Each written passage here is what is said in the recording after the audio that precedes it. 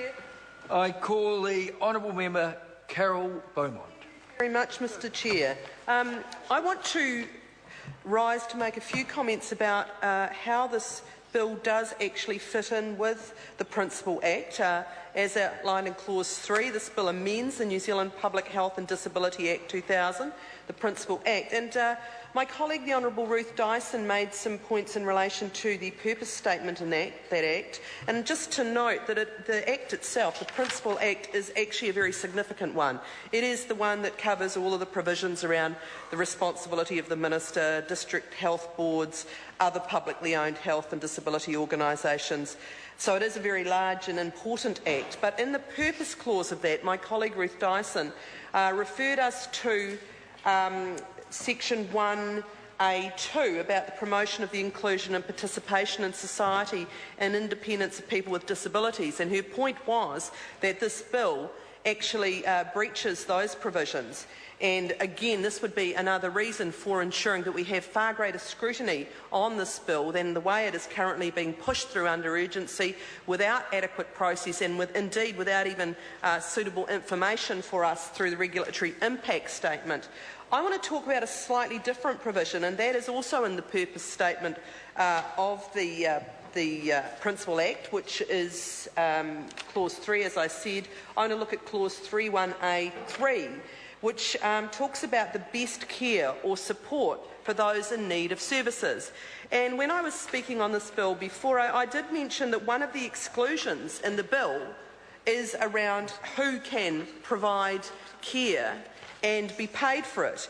And it specifically precludes spouses or partners providing that care. Now, when you look at the Principal Act and the purpose, and it talks about the best care or support for those in need of services, I have to say that I would imagine in many, many cases that the best care or support for those in need of services could be provided for by their spouse or partner. And yet this bill specifically precludes that. Now, I'm sure, as I said earlier, that many of us know how people are being cared for in their home by their spouse or partner, and I want to acknowledge those people, including my mother, who do such an amazing job in caring for their spouse or partner, often in very difficult circumstances.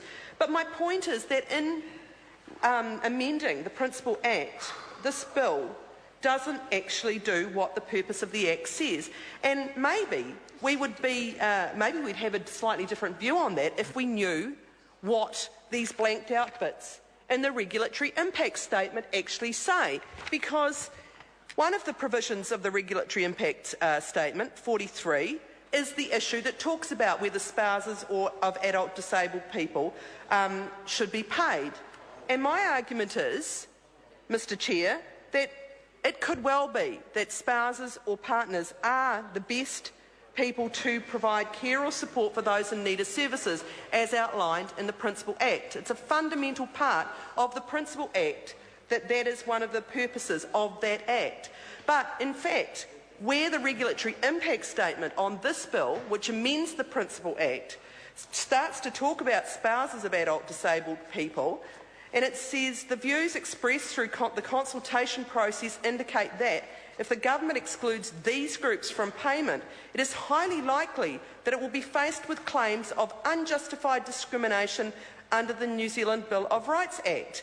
Well, I want to know what is said there. But when you look at the regulatory impact statement, people in the House and watching on television will see that there's a whole lot of blanked out things here. So why is it that we are being told that spouses or partners should be excluded? And how can we be confident that in doing that, they are not the best people to care for and support those in needed services as outlined in the purpose statement of the Principal Act? And so I would like it if the Minister would actually answer some questions on this bill, because to date he has refused to do so, and yet we are expected to debate this bill, to have it pass through an urgency with a regulatory impact statement that's full of blanked out pieces. It is an absolute outrage, and it is made even worse by the fact that the Minister will refuse to answer the questions. So I ask the Minister specifically, the bill which he is responsible for. The Principal Act. I call